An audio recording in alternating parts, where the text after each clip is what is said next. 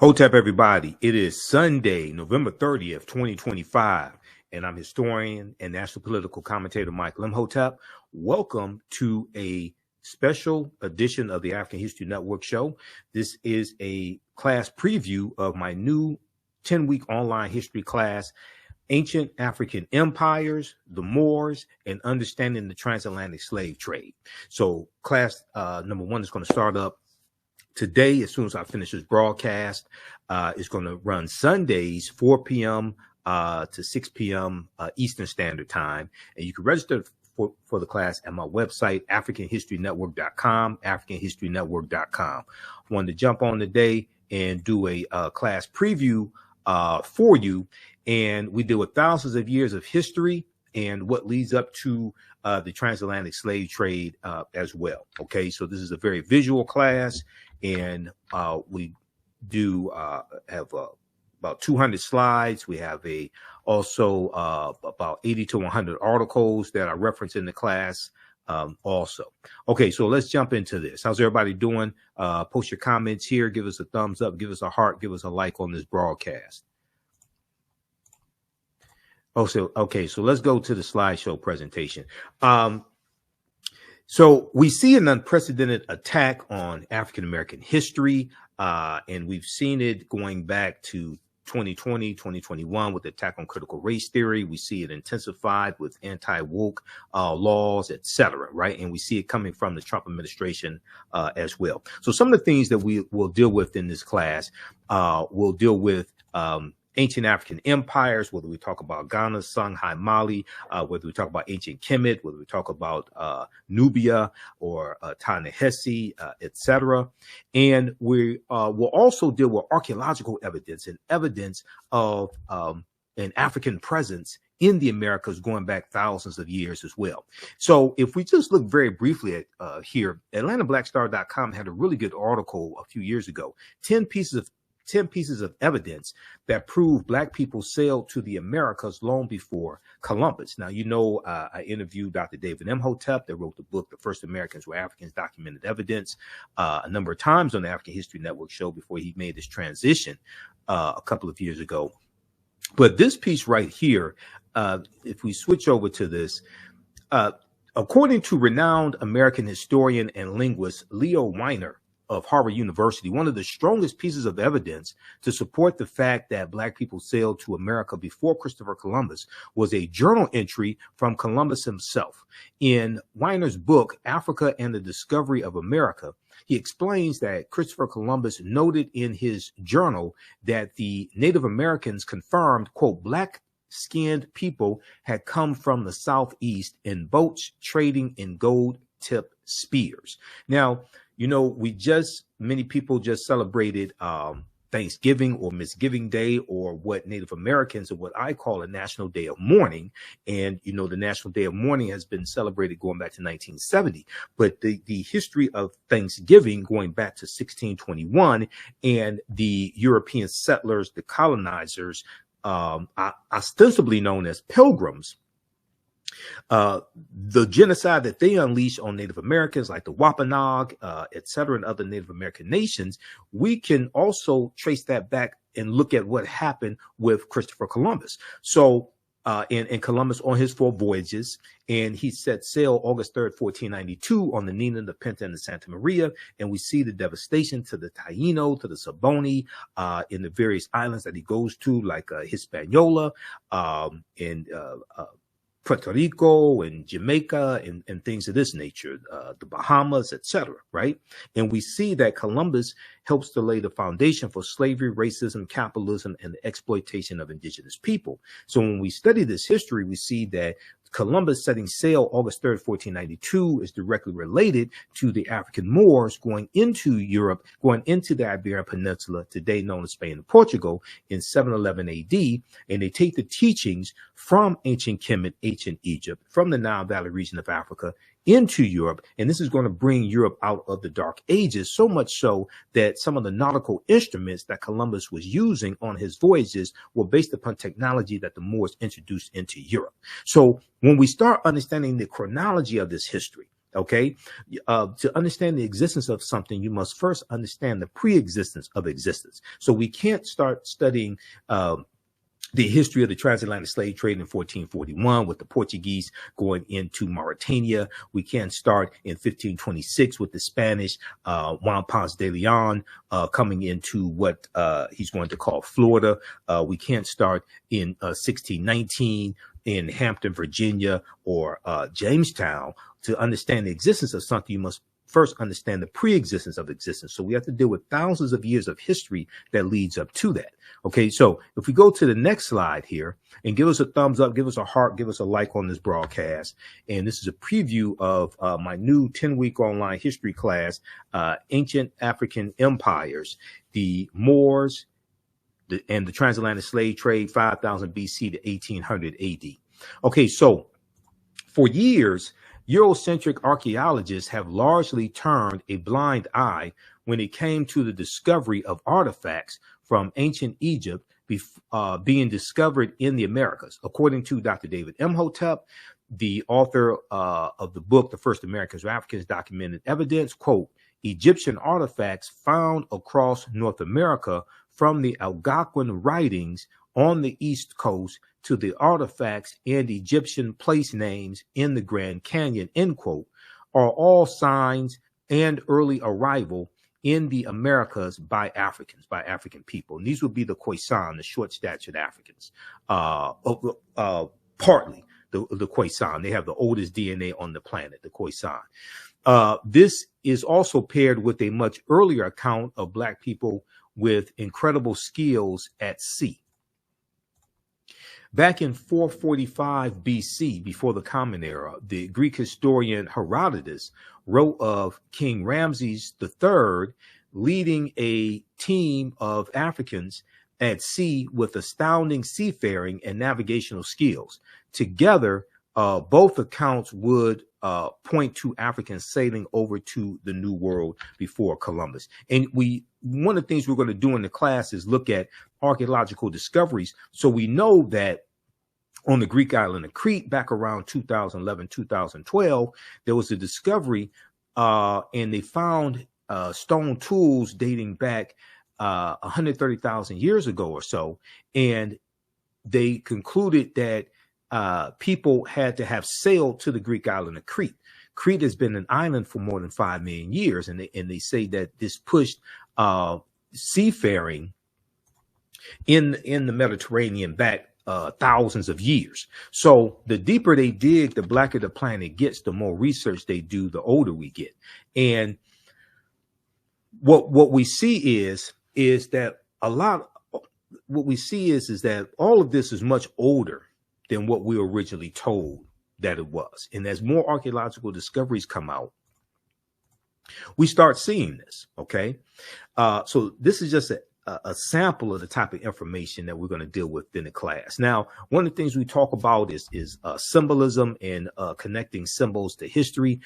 Did you know that the Washington Monument is an ancient African symbol called a tekken?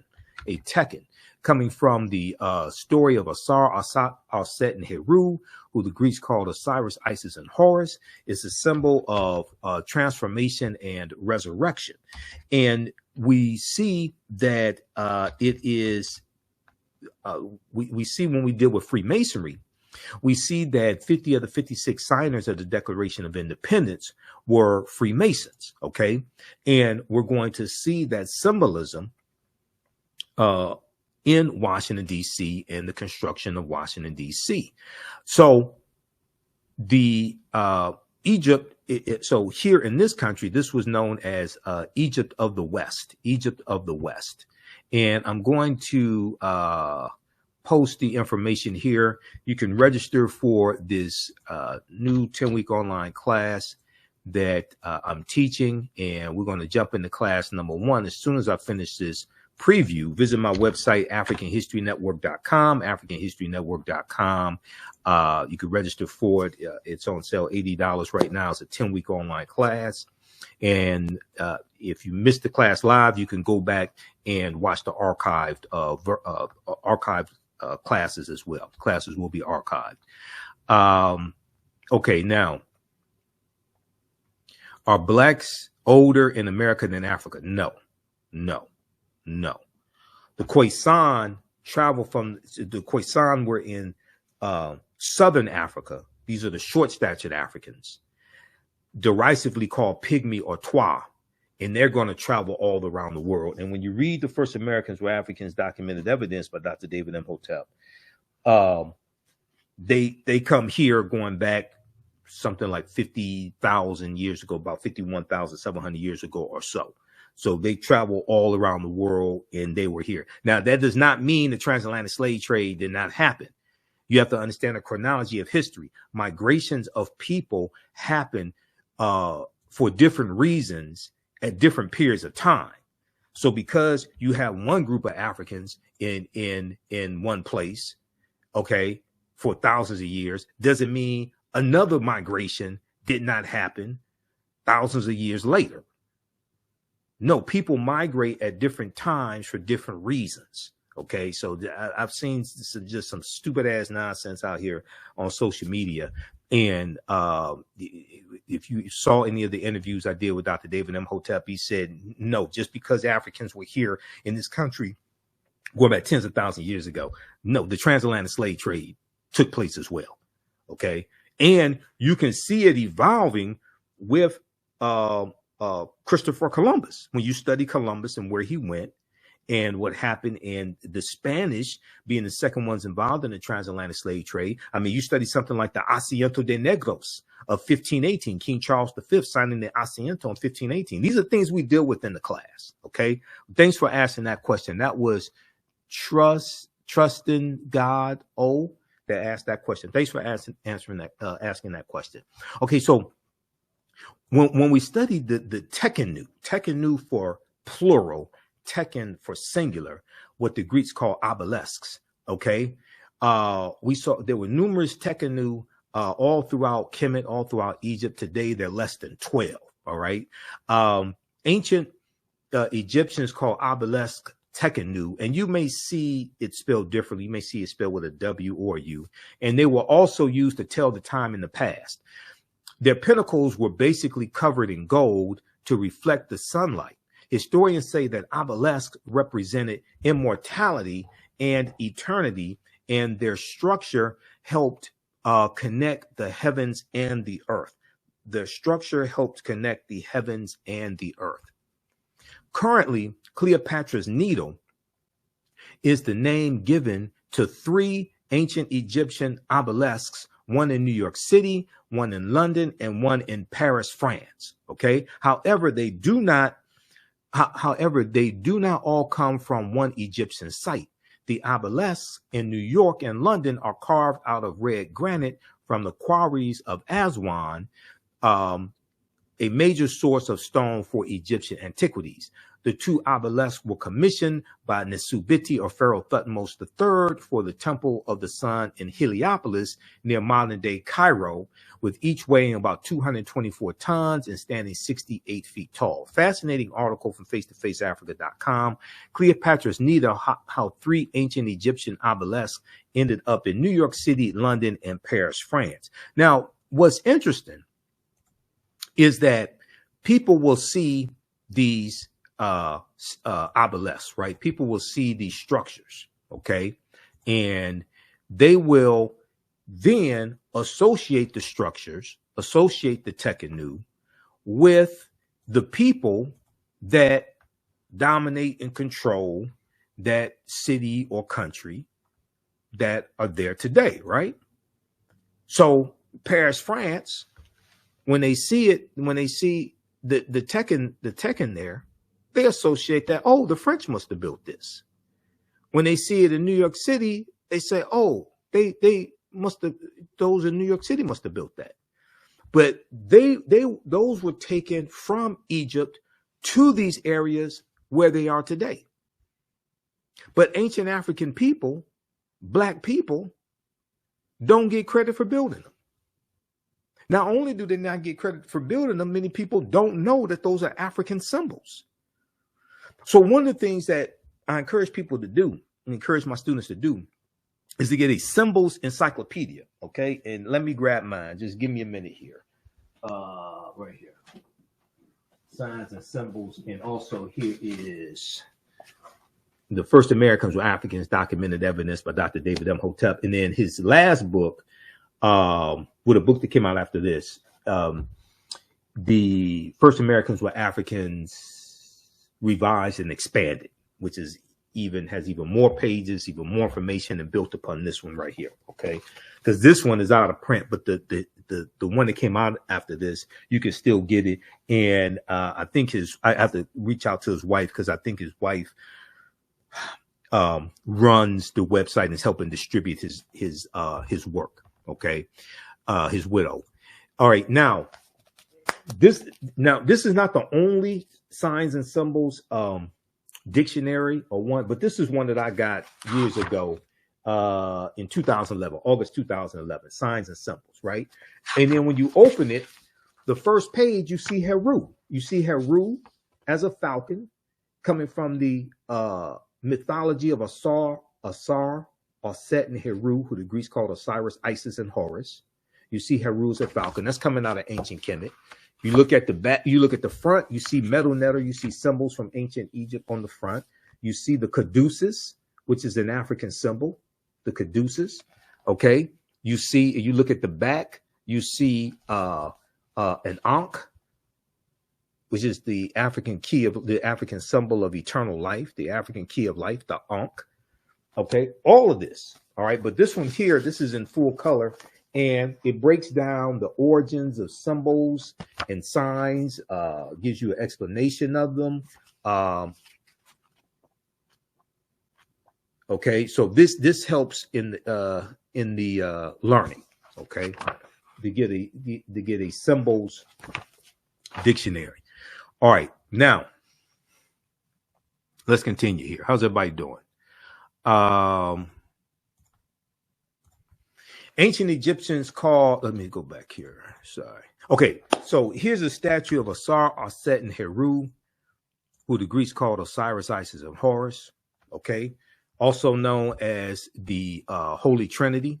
All right. Now, some things I say may go outside the circumference of some people's awareness. Just because you never heard it before, disagree with it, does not mean it's not true. Just means you have to do some research to understand what I'm talking about. All right.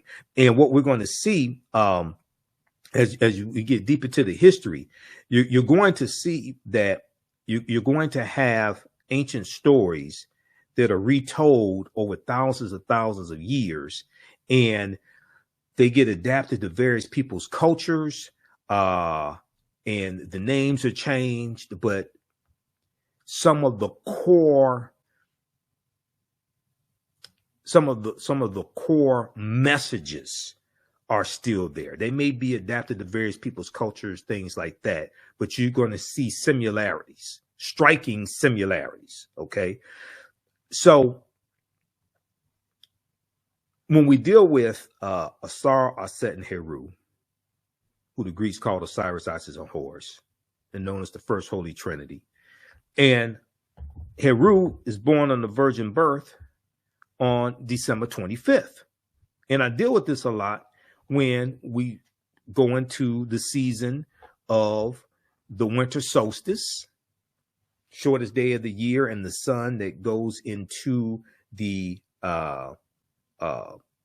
winter solstice, and it goes into its lowest point of the year. And then from December 22nd, 23rd, 24th, it's said that the sun stands still and does not move. Okay. And we see that on December 25th, the sun moves 1 degree northward. And this is said to, in ancient times, was said to be the rebirth of the Son of God, not the S-O-N, but the S-U-N. And December 25th marks an increase in the amount of sunlight each day. So in ancient times, December 25th was looked at as the birth of the Son of God, not the S-O-N, but the S-U-N. And when we look at this famous statue of Set, who the Greeks called Isis, holding the baby Heru or Horus, Set was the first queen of Kemet, or ancient Egypt. wife of Asar. And in the mythology, Asar is resurrected after his brother Set is killed by Heru, who avenges the death of his father. Now, the word, one of the depictions of Set you see is her with a throne on her head, and her name means she of throne. She of throne. Some say she is throne, and because to determine who sat on the throne in ancient Kemet, it went through the lineage of the woman's side of the family. Okay. And Set is associated with love and fertility. Now, there were approximately 1,200 tekenu, okay, or obelisks built in Kemet in ancient times, but only about a dozen are found in Egypt today. Actually, it's less than a dozen today. Many of the tekenu removed from Egypt are now in Istanbul, Turkey, London, England, Paris, France, Berlin, Germany, New York, Rome, Italy, Vatican City, and elsewhere throughout the world. The tekenu are now called obelisks by their new owners, and few know their origin or that they symbolize the resurrection of the African king Asar. So if you read Egypt on the Potomac by Tony Browder, my friend Tony Browder, I've interviewed Tony a number of times on the African History Network show.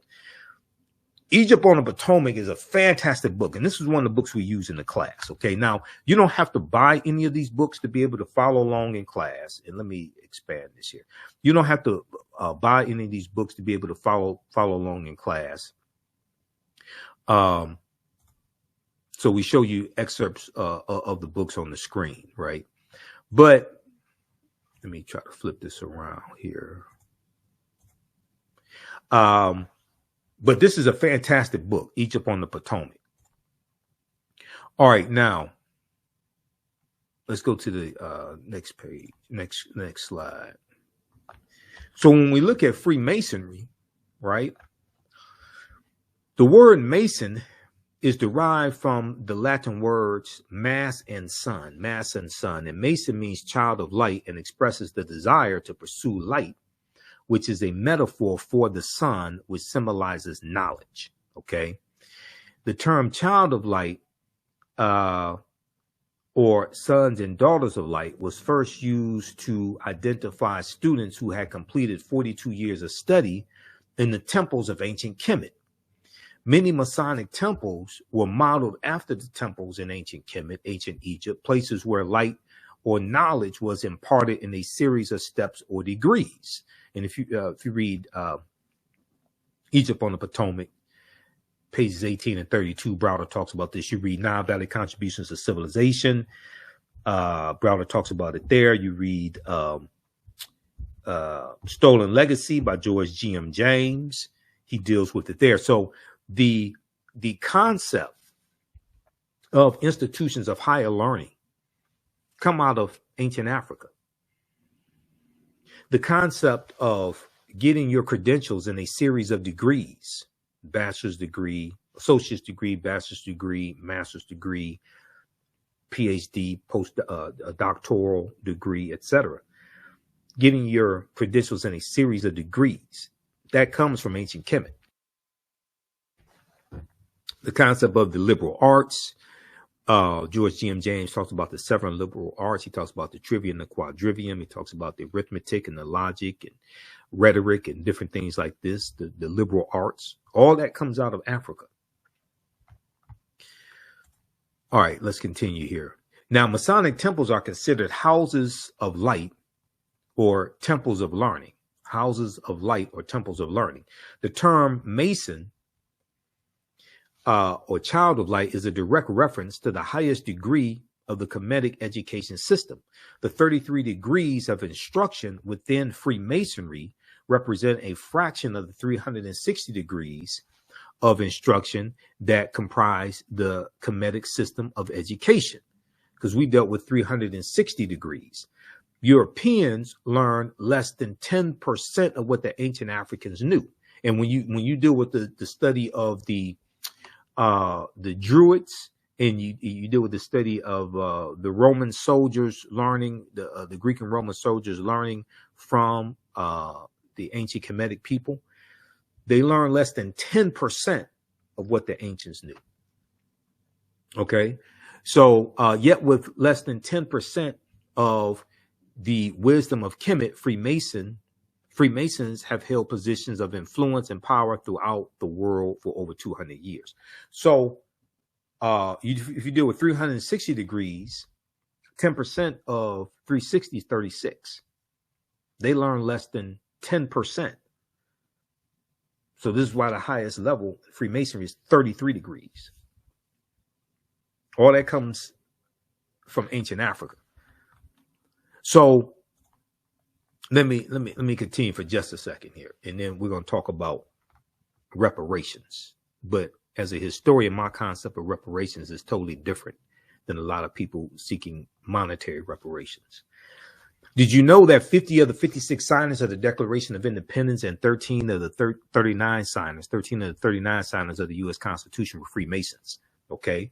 Also, 4 of the first 5 U.S. presidents were Freemasons. Read page 18 of Egypt on the Potomac by Tony Browder.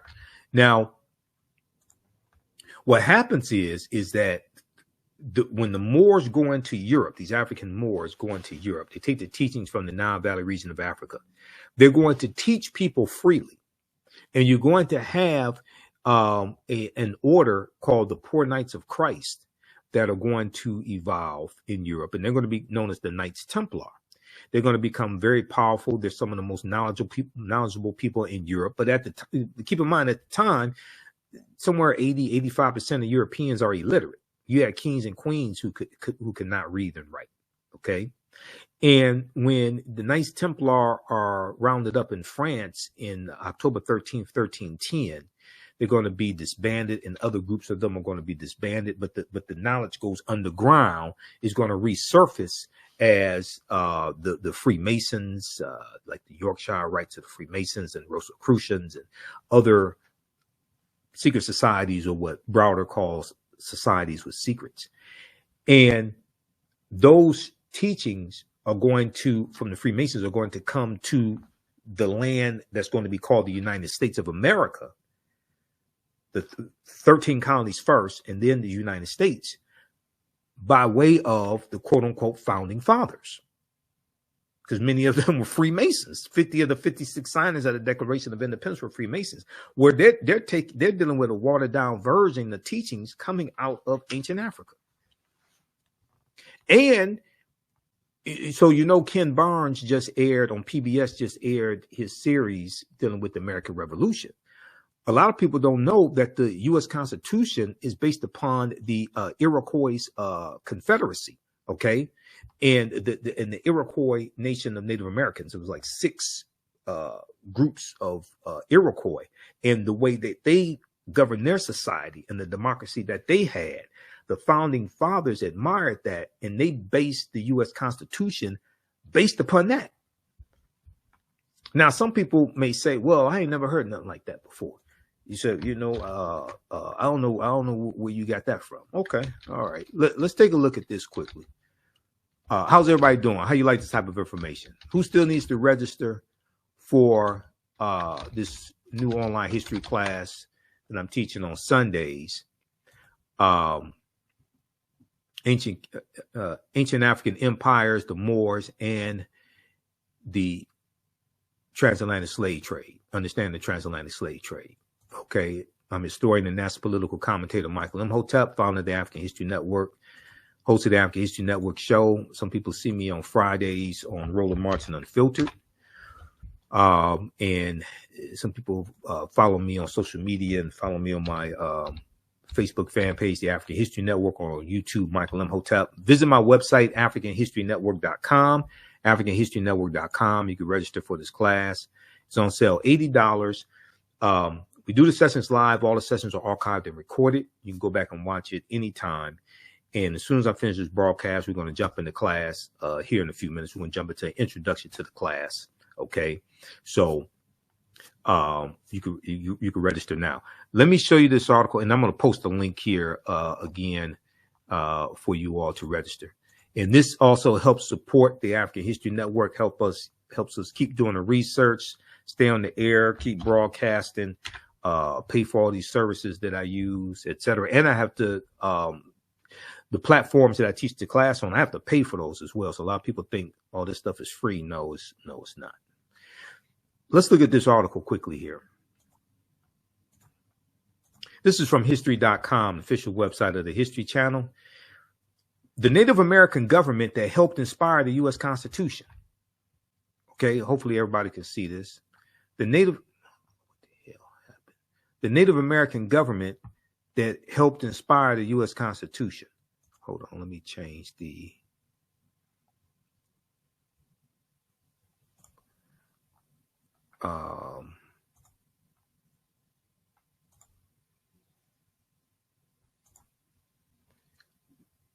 alignment. I don't know. Let's change that. Okay.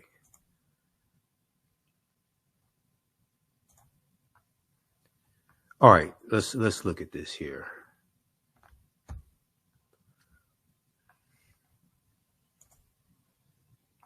If we look at this article, the constitutional framers may have viewed indigenous people of the Iroquois Confederacy as inferior, but that didn't stop them from admiring their Federalist principles. When the delegates, let me zoom in on this. When the delegates to the Constitutional Convention met in 1787 to debate what form of government the United States should have, there was no contemporary democracies in Europe from which they could draw inspiration.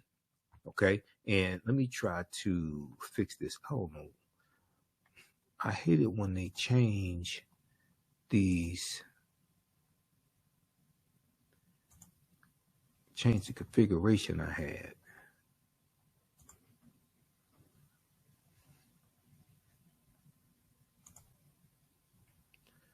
All right. There was no contemporary democracies in Europe from which they could draw inspiration. The most democratic forms of government that any of the convention members had personally encountered were those of Native American nations. I want everybody to see this, because let me ask you a question. Did you all learn this in school? When they talk about the Constitution and George Washington and Benjamin Franklin and Thomas Jefferson, when they talk about the founding fathers, did they talk about the inspiration for this? Of particular interest was the Iroquois Confederacy. The Iroquois Confederacy, which historians have argued wielded a significant influence on the U.S. Constitution. What evidence exists that the delegates studied Native American governments? Descriptions of them appear in the 3-volume handbook John Adams wrote for the convention, surveying different types of governments and ideas about government.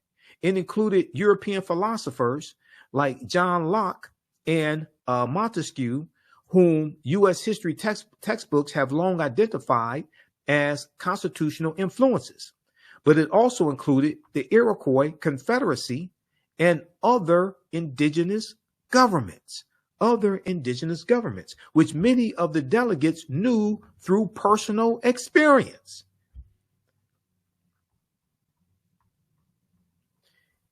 The U.S. Constitution was a group. Hold on. Let me see. Hold on. Okay. Quote, you had the Cherokee chiefs having dinner with Thomas Jefferson's father in Williamsburg, and then in the northern area of course, you had this Philadelphia interaction with the Delaware and the Iroquois, because Delaware, that was a group, that was a Native American nation as well, Delaware. Okay, you had this Philadelphia interaction with the Delaware and the Iroquois. Says Kirk Kickingbird, a lawyer member of the Kiowa tribe and co-author with Lynn Kickingbird of Indians and the United States Constitution a forgotten legacy. Yeah, I don't even know if it's forgotten so much, brother and sister Kicking Bird. I don't even know if it's forgotten so much, because I don't think people ever learned it in the first place to be able to forget it. I don't think people learned it in the first place. Okay, how many of you all learned this in school? Since now here's something interesting, right? When they have the 250th celebration of the United States in July of 2026, is Donald Trump going to talk about this? Because he's going to talk about all the white men and George Washington and Thomas Jefferson and, Ben Franklin and John Adams. He's going to talk about all these white men and how brave they were and things like this. Is he going to talk about this? Is Scott Jennings' punk ass on CNN, white supremacist Scott Jennings, is he going to talk about this? Or any of these white nationalists, white supremacists? Let me ask you a question. The people who are trying to sanitize the African American Smithsonian Museum because they think it talks too much about slavery, and they want a narrative that helps white people feel comfortable with the oppression of African people. Are those people going to talk about this?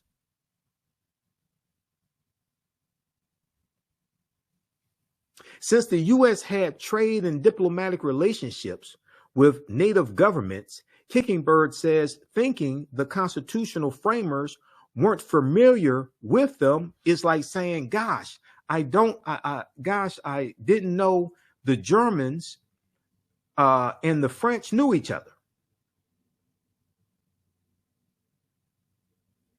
So read the rest of this. Then it goes into similarities and differences between the Iroquois Confederacy and the U.S. Constitution, etc. Read the rest of this. This is from the History Channel. These are white people telling you this. This is from history.com, the official website of the History Channel. They're telling you this.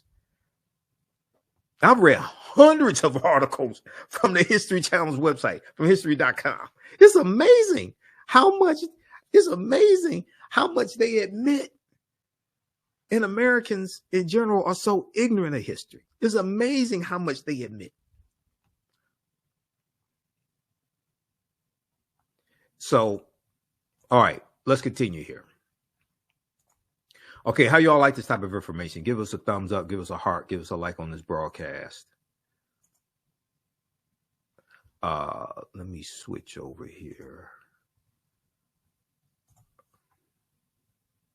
Okay, let's go back to the PowerPoint presentation quickly here. All right, now.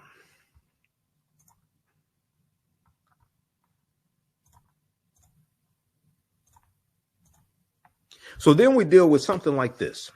We deal with the retelling of the story of Asar, Aset, and Heru being retold as Jesus or Yeshua, because the letter J didn't exist until 1630 AD. Yeshua and Mary, okay, as the Black Madonna and Child. All right.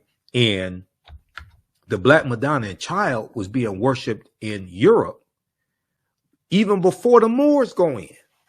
The Black Madonna Child is there. And there are hundreds of statues and paintings of the Black Madonna Child all throughout Europe. But then coming out of the Dark Ages, you're going to have as you have a rise in white supremacy, you're going to have a rise in the European phenotype. And you're going to see the decolorized version with the European Jesus and Mary. Okay, and let me see what happened here. Okay, stand by. All right, now. So we also talk about some of the Neteru that we see, like Ma'at, the personification of truth, justice, righteousness, balance, harmony, order, and reciprocity. And the 7 virtues of Ma'at. We deal with the 42 admonitions or negative confessions of Ma'at, which become the 10 commandments. We deal with things like this, the weighing, the judgment scene, and the weighing of the heart against the feather of Ma'at. All right, now.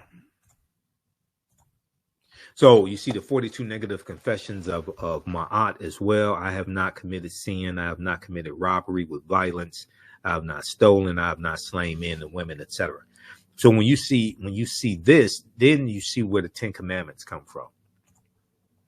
One of the African empires we'll look at, ancient Nubia, Ta-Nehesi, also known as Kush. This from about 4500 BC, before the Common Era, to 500 AD Common Era. So ancient Nubia is also known as Kush. It was a region along the Nile River located in northern Sudan and southern Egypt. So today, the lower portion of Sudan and the upper portion of Egypt. In ancient times, that was Nubia.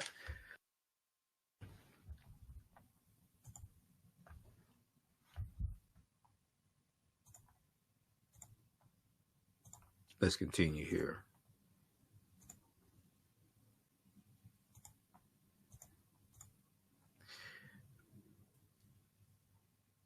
It was home to some of Africa's earliest kingdoms, known for rich deposits of gold. Nubia was a major trading port for luxury goods that came from sub-Saharan Africa, such as incense, ivory, and ebony. Incense, ivory, and ebony.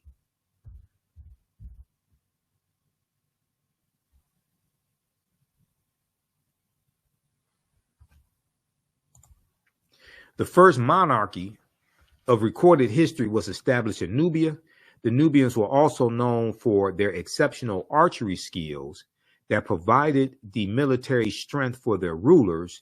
Kings of Nubia ultimately conquered and ruled Egypt for about a century. Monuments still stand in modern Egypt and Sudan at the sites where Nubian rulers built cities, temples, and royal pyramids. In the 1800s, the Western world's interest in Nubia was awakened by the rediscovery of ancient empires' monuments, which were reported almost simultaneously by individual British, French, and American explorers. Many of them found it difficult to credit indigenous Africans for building such a civilization. So what we see is an effort to steal the history, steal the legacy of ancient Africa and say, well, these people could not have been related to the black people who we have enslaved, to the Negroes we have enslaved. So these must have been something totally different. They must have been brown-skinned Caucasians. We can't believe that these people are related to these people that we have enslaved. Okay, so this is the mentality that you're dealing with. During the 1840s, German Egyptologist Carl Richard Lepsius asserted confidently that the Greek term Ethiopian, when referring to the ancient civilized people of Kush, did not apply to Negroes, but was used to describe reddish-skinned people closely related to the Egyptians who belonged to the Caucasian race. So they're saying the Egyptians belong to the Caucasian race, because these Negroes that we have enslaved, they couldn't have possibly done this. Okay. Yeah, these Negroes could not have possibly done this. So it had to be something else.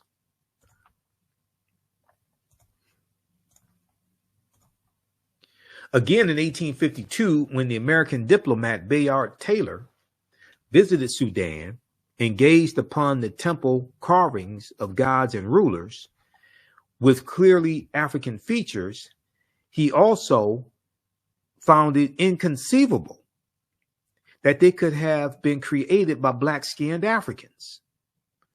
Rather, he asserted, echoing Richard Lepsius, they must have been created by Egyptians or immigrants from India or Arabia, or an quote-unquote offshoot of the white race. Because these Negroes, it's impossible for them to have had civilization and had civilization before Europeans. It's impossible. So we're going to manufacture some type of pseudo history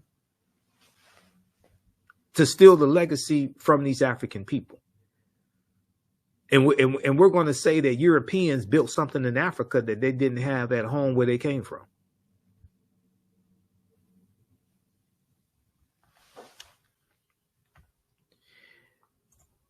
Now, give us a thumbs up, give us a heart, give us a like on this broadcast. Who still needs to register for this new 10-week online class that we have starting up today? Ancient African empires, the Moors, and understanding the transatlantic slave trade. I'm going to take you to our website right now. Visit our website, AfricanHistoryNetwork.com. AfricanHistoryNetwork.com. We have the information right there, right on the home page. So when you scroll down, go to our website here. When you scroll down, we have the information. And we're going to do an introduction to the class here in just a few minutes. I'm going to switch over to my online school. We'll do an introduction to the class. And you can watch the class on demand also. We do the sessions live. All the sessions will be archived and recorded. You can go back and watch it anytime. So the class is on sale, $80. The content is PG-13. You can use this with your children as well. And we'll have the lesson plan right here where you could download the lesson plan. So I'm going to update the lesson plan. You'll be able to download that for all of the class sessions. Okay. There's 80 to 100 articles that we reference in the class. There are, and let me make this a full view. There's 80 to 100 articles we reference in the class. There are 200 slides that we reference. Also, I put together all the slides.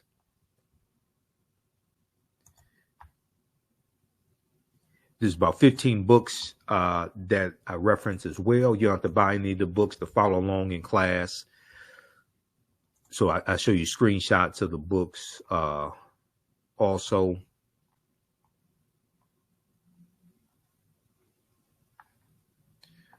All right. Okay, so register for that class and you can join us today in class. Because we're going to start here in a few at 5:30 p.m. We're going to start the class.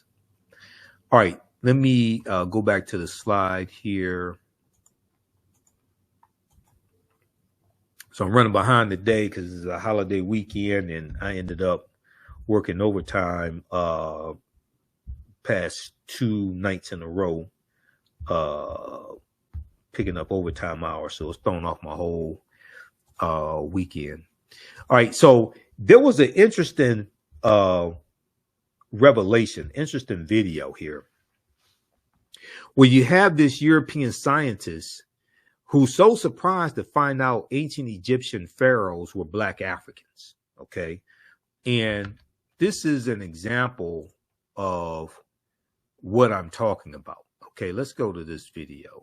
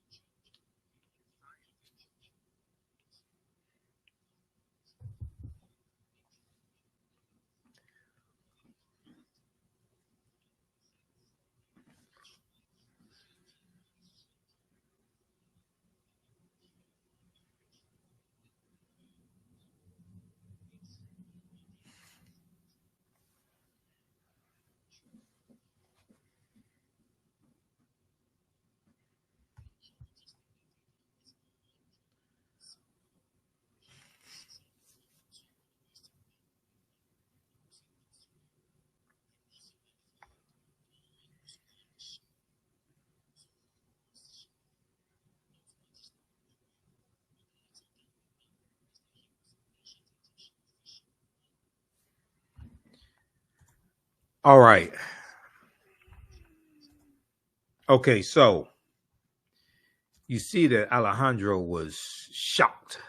He was mortified that Shemaiah was Black African.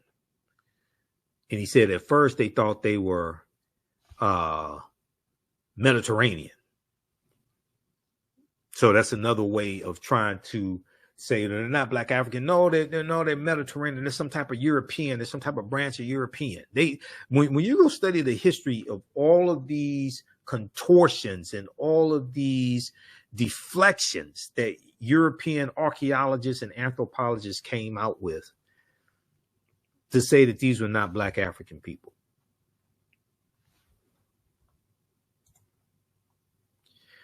All right. Let's continue. So then we deal with the Olmecs and the Olmec heads in Mexico. We'll talk about that as well. And Dr. David Imhotep in the First Americans or Africans documented evidence. He said a major ethnic group among the ancient Egyptian Nubians were the Manding people, also known as the Mandinka, and original Niger Congo homeland in the general vicinity of the Upper Nile Valley is probably as good a hypothesis as any for the origin of the Manding. The Proto-Manding migration had to have taken place during the African Aquilithic period.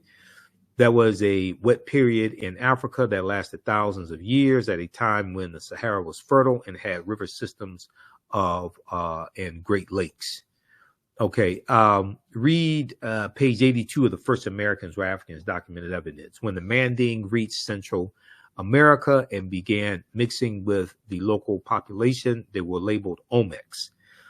The Olmecs were supposedly a mixture of the Manding or Mandinka and American Indians or Amerindians. Do not forget that the Manding made up the base of the Olmecs, so the Egyptians, the Manding, and the base of the Olmecs are related to each other. Okay, so this is just a sample of type of information we deal with here in the class. And then there's, this is Dr. David Imhotep. There's a interview he did on WKRP in Cincinnati, Channel 5, that really got into information dealing with his book, The First Americans or Africans, Documented Evidence. His book deals with 13 different types of evidence that show an African presence found in Allendale County, South Carolina, dating back at least 51,700 years ago.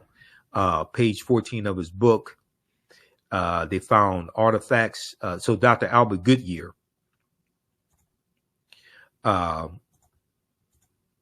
in Allendale County, South Carolina, found artifacts, architecture, campsites, carvings, footprints in lava, genetic M174D haploid groups dealing with DNA and genetics, linguistics, paintings, skulls, skeleton instructions, and tools. 13 different types of evidence documenting an African presence dating back at least 51,700 years. So this is from page 14 of his book. Evidence of an African presence 51,700 years ago in a campsite in Allendale County, South Carolina, discovered by Dr. Albert Goodyear, who's an archaeologist at the University of South Carolina. Okay. Now, his book has 713 footnotes, and he's backed up by 7 peer-reviewed articles as well. Here's a picture of Dr. Albert Goodyear. This is an article from ScienceDaily.com. This article is from November 18th, 2024. It's 21 years old. New evidence puts man in North America 50,000 years ago. New evidence puts man in North America 50,000 years ago. And in the article, it says radiocarbon tests of carbonized plant remains. And let me switch this over here.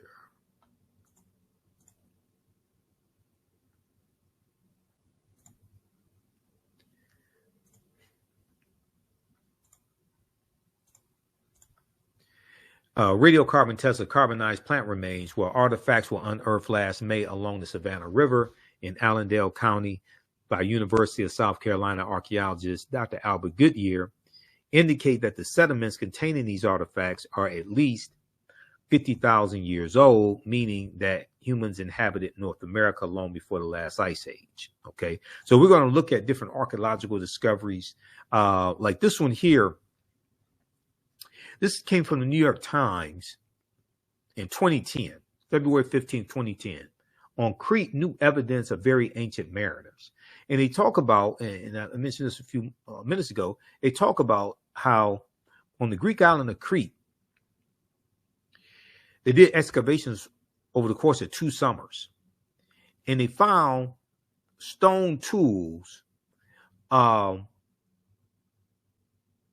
are at least 130,000 years old. And they found numerous stone tools, okay? Stone tools found on the Greek island of Crete over 2 summers, archaeologists say are at least 130,000 years old, which is considered strong evidence for the earliest known seafaring in the Mediterranean and causing for rethinking the maritime capabilities of pre-human cultures. Crete has been an island for more than 5 million years, meaning that the tool makers must have arrived by boat. So this seems to push the history of Mediterranean voyaging back more than 100,000 years, specialists in Stone Age archaeology say. Previous artifact discoveries has shown people reaching Cyprus, a few other Greek islands, and possibly Sardinia no earlier than 10,000 to 12,000 years ago.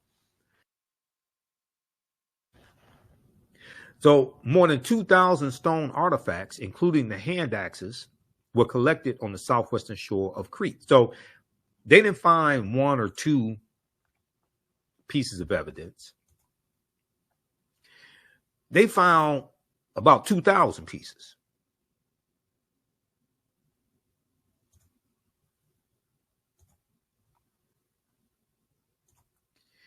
So this is just a sample of the type of information that we deal with. Then we get into dealing with the history of the Moors, because we look at this information chronologically. We look at these African empires chronologically: Ghana, Sangha, Mali, ancient Kemet, Nubia, all that. We're going to look at different African empires. But when we look at the deal with the Moors and the them getting the teachings from the Nile Valley region of Africa. The Moors' ancestors were known as the Garamantes. These were a Black African people living throughout North Africa. Hannibal Barca was Garamanti. Hannibal Barca of dealing with the Punic Wars, okay? And when we deal with the Battle of Cannae, 216 BC, the Battle of Zama, 202 BC, the Moors, according to George G.M. James and Stolen Legacy, were the custodians of the ancient Egyptian mystery system. The teachings were will bring Europe out of the Dark Ages.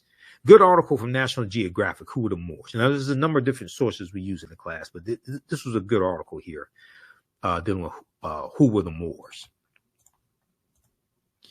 The word Moor is derived from the Greek word moros, which literally means black or very dark color. The Romans adopt this word and call them Mari, M-A-U-R-I, Mari. The Mari were a Northwest African people who were very dark-skinned. The Romans were referred to the region of Northwest Africa as Mauritania, Mari, Mauritania. Mauritania is Latin and means the land of the black-skinned people. They also see the word Marish, M-A-U-R-I, Marish. That's in reference to the Moors. The name for a boy, Maurice, M-A-U-R-I-C-E, is in reference to a Moorish boy, Maurice, M-A-U-R-I-C-E. So when you, I deal with some of the work from Dr. Jose Pimenta Bay in the class, because Golden Age of the Moor, edited by Dr. Ivan Van Sertima. This is one of the best books dealing with the history of the Moors in medieval time. And there's an essay in here from Dr. Jose Pimenta Bay. He was one of the first interviews I did on the African History Network show back in 2010 when I launched the African History Network show. So I've been broadcasting 15 years, the African History Network show. But there's an excerpt from a lecture that he gave also that I show in the class. And he talks about how the legacy of the Moors, we see that in European history, we see it in European culture, their artwork, their architecture, but also in the names that Europeans have. We see it in their language. We see it in their names. We also see it in the European bloodline, because the Moors go through all throughout Europe and intermix with the European population and change the complexion, darken the complexion of many Europeans also. So we talk about, Tariq ibn Ziyad in 711 AD going into the Iberian Peninsula from Morocco into the Iberian Peninsula, which today is called Spain and Portugal, and where he lands. That mountain they call Jebel Tariq, or Tariq's mountain, and it's also called Gibraltar, or the Rock of Gibraltar. That's named after Jebel Tariq. Okay, so this is a fascinating class, and then we get into understanding Christopher Columbus and his 4 voyages and the legacy of that, and the devastation that Columbus brings. Also in the relationship between Spain and the transatlantic slave trade. Columbus never comes to the land that we call the United States of America. Okay. Closest he comes here is Cuba, which is 90 miles away. When we look at where he went on his 4 voyages, he goes into, he says, sail August 3rd, 1492 on the Nina, the Pinta, and the Santa Maria. Now, keep in mind, this is later in the same year when the Moors lose control of Granada, their last stronghold, January 2nd, 1492. They lose control of that to Spain.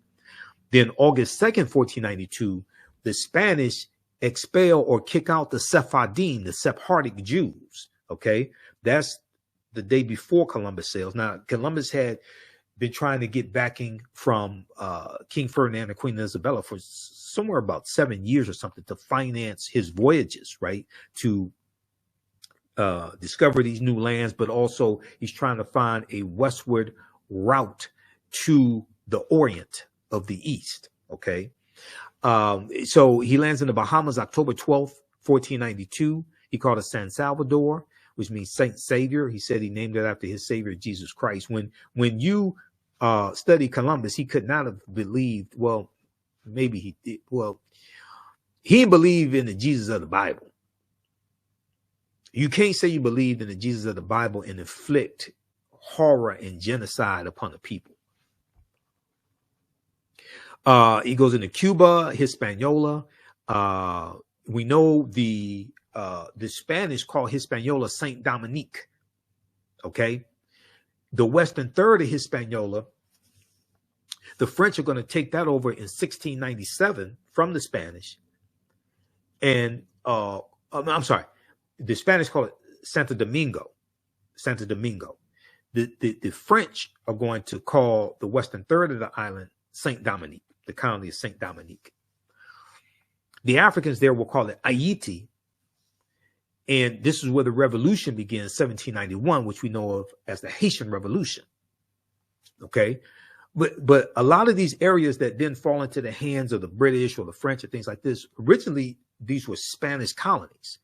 Jamaica, 1494, Puerto Rico, the West Indies, Trinidad, Venezuelan mainland, South America, Honduras, Panama, all that was originally conquered by the Spanish, conquered by Christopher Columbus. And you're going to see these various European nations fight over these new lands and others also around the world. We see the Spanish conquer the Aztec Empire of 1521, Hernan Cortez. And this is going to lead to the conquering of Mexico, which leads to Mexico having their, the War of Independence, 1810 against Spain. When you look at the Spanish-American War of 1898, this is Cuba fighting against Spain for their independence. 1898. All this is traced back to Columbus and his 4 voyages in Spain, right? And if you saw the movie Posse, the African-American cowboy movie Posse with Mario Van Peebles and Melvin Van Peebles, things like this, the war that's taking place that they are involved in because they're deserters from the army, the war that's taking place is the Spanish-American War of 1898.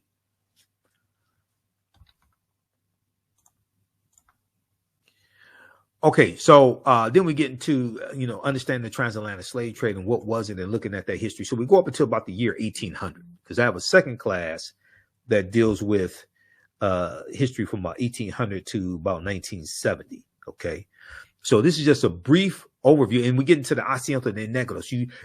The Asiento de Negros from Spain, signed by King Charles V in August of 1518. This is going to drastically expand the transatlantic slave trade.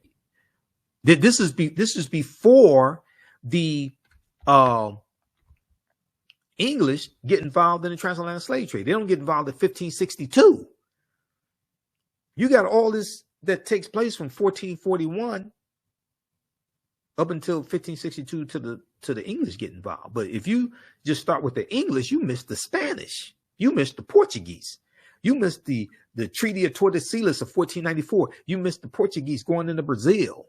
All this, you miss the Portuguese and the Spanish fighting over the so-called New World that they're trying to conquer. So when we look at why, a few of the reasons why this type of information is important. Well, what you do for yourself, what you do to yourself, and what you allow other people to do to you and get away with is based upon what you think about yourself. What you think about yourself is based upon what you've been taught about yourself. What you've been taught about yourself is based upon everything you've read, heard, and seen about yourself. So we just look at a couple recent studies here in the last few years. There was article, new studies find that positive feelings about Blackness improve academic performance for Black girls. Black boys as well, but this one focused on Black girls. Believing that Black is beautiful, an important mantra of self-acceptance and self-love, could pay major dividends in school, a new study finds. An article in the Journal of Blacks in Higher Education focuses on a new study from Sharita Butler Barnes, a professor at Washington University in St. Louis, which finds that young Black women with strong racial identity are more likely to be academically engaged, curious, and persistent. More likely to be academically engaged, curious, and persistent. The survey looked at 733 Black middle and high school girls in 3 socioeconomically school districts in the Midwest, according to the Journal of Blacks in Higher Education. The study, called Promoting Resilience Among African American Girls, Racial Identity as a Protective Factor, was published on the Child Development Journal website and found that feeling positive about being Black, along with feeling supported by their schools, correlated with the girls' greater academic motivation. Researchers also found that feeling good about your racial identity could act as a buffer for students in, quote, hostile or negative, end quote, academic environments. Okay, so check out this article here. New studies find that positive feelings about Blackness improve academic performance for Black girls. This is from theroot.com from January 10th, 2018. And it says persons of color who have unhealthy racial identity beliefs tend to perform lower in school and have more symptoms of depression. We found that feeling positive about being Black and feeling support and belonging to school may be especially important for African American girls, classroom engagement, and curiosity. Feeling connected to the school may also work together with racial identity attitudes to improve academic outcomes. Then there was this study from 2012. TV kills Black boys' self-esteem. TV kills Black boys' self-esteem. And this talks, now we know African Americans watch more television than any other ethnic group or race, right? A new, precise, and exhaustive year-long study finds that watching television regularly distorts and ultimately destroys the self-esteem of young Black males, who often find themselves comparing one another to the characters they view on air, leaving them feeling trapped and as if there are, quote, very few positive life paths they can aspire to. So Black America Web had this article. Other outlets had that article also. Okay. There was another article that dealt with this study. Black teens with racial pride do better in school. This came out in 2013. This was a study, a joint study by the University of Pittsburgh and Harvard University, University of Pittsburgh and Harvard University. And this study shows that when parents use racial socialization,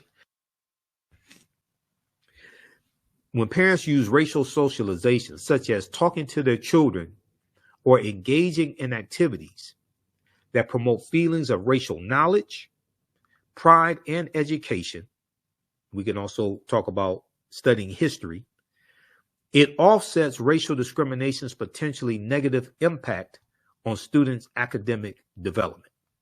Okay, so when you have people, so this is a joint study. So we just have to understand they have the evidence of the impact, the positive impact that understanding one's history gives you. Okay. And this is why I say your thoughts create feelings, your feelings create actions and behaviors, your actions and behaviors create results.